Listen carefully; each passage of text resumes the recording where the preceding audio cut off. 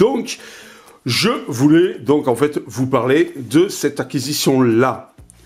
C'est un MacBook Pro 15 pouces, les enfants, de mi-2012. Tout ça pour vous dire, est-ce que c'est viable à l'heure actuelle d'acheter ce type de machine? Voilà, qui est quand même une machine de milieu 2012, je crois qu'elle est de septembre 2012. Voilà. Ben écoutez, on va donc en fait déjà faire le tour du propriétaire et puis après vous en parler. Alors ici, vous avez donc en fait un touchpad donc en verre, multitouche, c'est-à-dire vous pouvez faire plusieurs trucs avec les doigts et tout ça. Par exemple, le double-clic, ben, vous tapez avec 2 doigts comme ça. Vous pouvez faire hop, hop, hop, hop pour agrandir une photo et les trucs comme ça. C'est quand même relativement sympathique. Par exemple, est-ce que j'ai une photo pour vous montrer? Voilà. Et là, vous voyez, hop, là, voilà. Et, ah, attendez. Ah, voilà. Alors, hop. Vous voyez, en faisant ça, voilà, vous voyez, j'agrandis, donc je fais un zoom sur la photo. Bon, il faudrait que je la mette en plein écran, voilà, et là, vous voyez, voilà, je peux m'amuser à agrandir, hop, voilà la photo, voilà. Hop, voilà. Donc, c'est quand même super sympathique. Voilà, donc le touchpad ici qui est quand même assez grand et tout ça, super sympa. Vous avez 2 haut-parleurs, un ici, plus un mini caisson basse dessous, c'est quand même aussi relativement sympa. Si vous avez un 15 pouces en écran, c'est un 15,4 pouces exactement, c'est du 16:10, c'est pas du 16:9.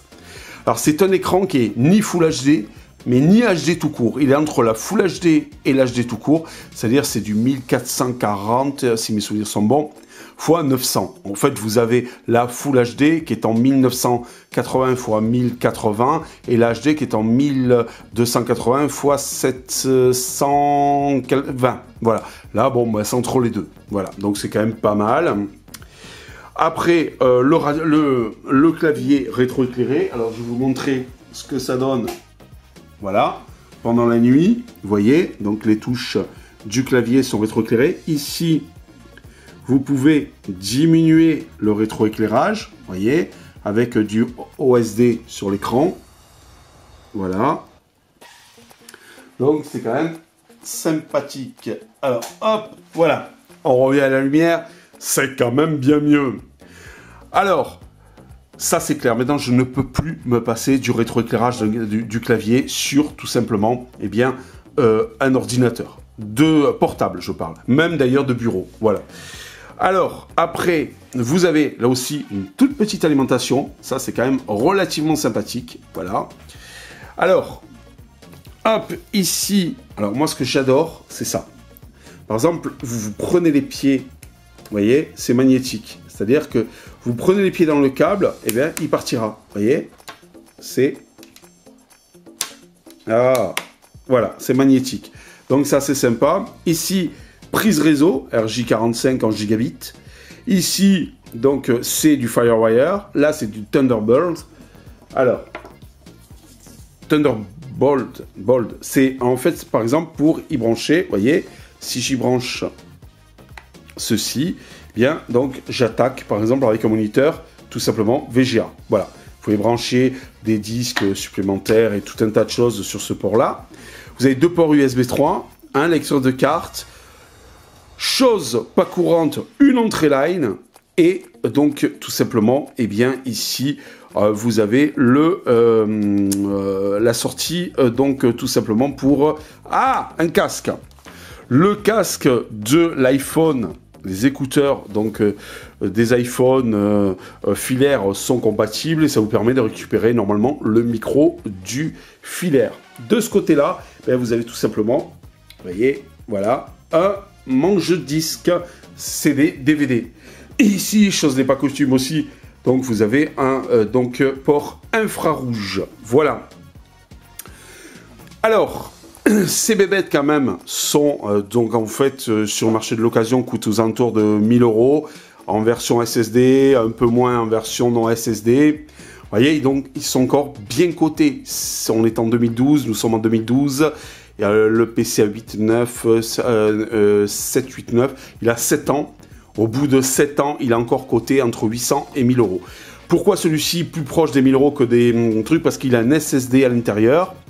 Vous avez, donc c'est un i7, Intel i7, 4 cœurs, cadencé à 2 Go 4, je crois, et en turbo à 3 Go 3 ou 4, je crois, voilà. Vous avez une mémoire, de la mémoire donc d'origine était en 4, là celui-ci est passé en 8, et on peut le monter jusqu'à 16 Go de RAM. Donc vous voyez, il y a de quoi s'amuser. Dedans, il y a un SSD Crucial, donc en fait de la marque Crucial, donc de 100 mégas, giga, pas méga, giga, donc c'est quand même relativement sympathique. Et il y a aussi le fait d'avoir donc 2 cartes graphiques. Vous avez une Nvidia GTX 670, je crois, avec 1 giga de mémoire, et vous avez une Intel graphique 4000 ou 400, non 4000. Voilà. Donc, alors, quand il n'y a pas beaucoup besoin de ressources et tout, c'est sur l'Intel. Quand vous avez besoin d'un peu plus de ressources graphiques, ça passe sur la Nvidia. Donc, c'est quand même sympathique. Ah oui, j'ai oublié de vous dire que là, ici, là, vous avez le petit bouton marche arrêt. Voilà. Et ici, en haut, vous avez une webcam. Donc, en fait, c'est une webcam en HD. Voilà. 720p. Alors, je ne sais pas si on la voit. Alors, ouais, il est un petit peu... Alors, vous voyez, là, il est d'occasion. Hein, là, ici, il est un petit peu abîmé. Là, ici, il est légèrement abîmé dans les coins. Mais en fait, sur les coins, mais c'est léger. Et donc, en fait, c'est quand même correct. Voilà. Alors, Seb, il est compatible avec le nouveau macOS Mojave sans aucun problème. Alors, il est vrai que sur certains vieux Mac, que ce soit des MacBook, des Mac Mini, ou des iMac, ou des Mac Pro, donc en fait, on peut bidouiller quand c'est pas compatible avec Mojave. Là, il n'y a pas besoin de bidouiller. Il est compatible avec Mojave d'entrée. Donc ça, c'est un plus. Il est vrai qu'il démarre très rapidement grâce à son SSD interne, cette fois-ci, pas comme le Mac Mini où j'ai dû le basculer par un port USB 3, voilà.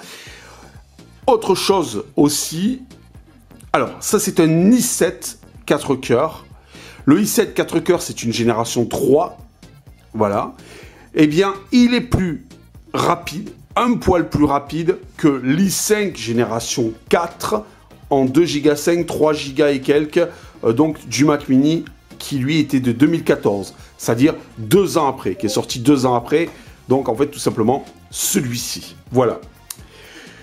Le gros avantage, on peut changer le SSD interne, il y a 10 vis dessous, vous dévissez la plaque, donc en alu dessous, vous pouvez changer la mémoire, vous pouvez changer le SSD, ça sera que du bonheur. C'est un des rares encore appareils où vous pouvez changer la mémoire, où vous pouvez changer le SSD, ou le disque dur, ou tout ce que vous voulez. Voilà, c'est quand même relativement sympathique. Comme je vous avais dit, si moi j'avais le choix entre, on me donne le choix entre un Mac Mini 2014 ou un MacBook Pro 2012, sans problème, je prends le MacBook Pro 2012. Voilà, il est un poil plus rapide que le Mac Mini 2014. Et en plus, il est beaucoup plus évolutif. Voilà, demain, 8 Go, j'ai pas assez. Allez, je fais péter les 2 barrettes. Je mets 2 barrettes, parce qu'à l'heure actuelle, là, il y a 2 barrettes de 4 qui font 8. Je mets 2 barrettes de 8 et ça fait 16. 16 étant le maximum qu'on peut enclencher sur cet appareil. Voilà, donc ça, c'est quand même bien sympathique. Autre chose, ce que j'aime bien, c'est que vous allez dans les trucs d'énergie et vous mettez... donc, il y a un truc à cocher ou à augmenter, je sais plus, ce qui vous permet de, tout simplement, eh bien, où il y a même un logiciel qui s'appelle Hibernate, je crois, un truc comme ça, qui vous permet de, vous prenez un support pour mettre votre MacBook droit, vous fermez le capot, vous le mettez sur le support, vous pluguez, donc en fait, l'alimentation, un écran extérieur et à la limite en USB sur un petit hub clavier souris, et vous pouvez vous en servir. Et puis avec un hub comme j'ai là, 10 ports, et vous mettez tous vos périphériques. Donc vous avez 3 fils à enlever ou à mettre. L'écran, l'alimentation, le hub USB avec tous les périphériques et ça vous le transforme en station de travail fixe. Alors après, j'y ai pensé, parce que ouais, il y en a qui disent, ouais Seb, le jour où tu vas renouveler, il faudra payer pour le Mac Mini, il faudra payer pour, donc en fait, un MacBook Pro et tout. Bah non. La prochaine fois que je renouvellerai dans mon matériel Apple, je ne renouvellerai que la partie mobile, que je me servirai aussi en fixe avec la bidouille dont je vous ai parlé. Voilà. Donc c'est assez sympa. Après, vous avez bien sûr donc un écran fin avec la petite pomme qui s'éclaire derrière. Voilà, tout simplement, c'est quand même sympathique. Alors, faut-il acheter, je l'ai répondu plus ou moins, mais peut-on encore acheter en 2019 un MacBook Pro 2012? Oui, je fais du montage vidéo avec les enfants, je fais un petit peu de retouche photo, un truc internet, de la gestion, tout ça. Pas de problème, les doigts dans le nez, donc c'est encore un bon investissement. Vous le retrouvez normalement aux alentours entre, on va dire, 7 et 1000 euros, ça dépend des options que vous avez en interne, et c'est quand même malgré tout un bon investissement. Alors il y en a qui vont dire, ouais mais Seb, j'ai des i7 de l'au-delà pour 1000 euros, j'ai des PC ultra portables pour 1000 euros et tout ça. Ouais, je suis d'accord, mais c'est pas du Mac.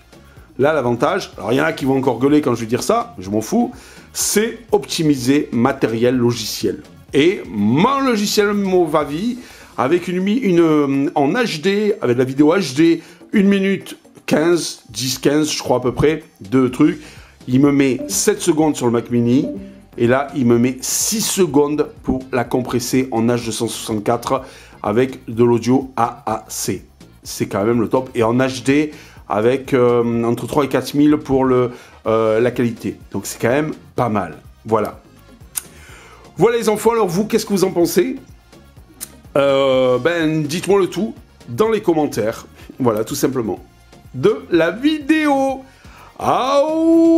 Ciao les enfants pour la prochaine vidéo.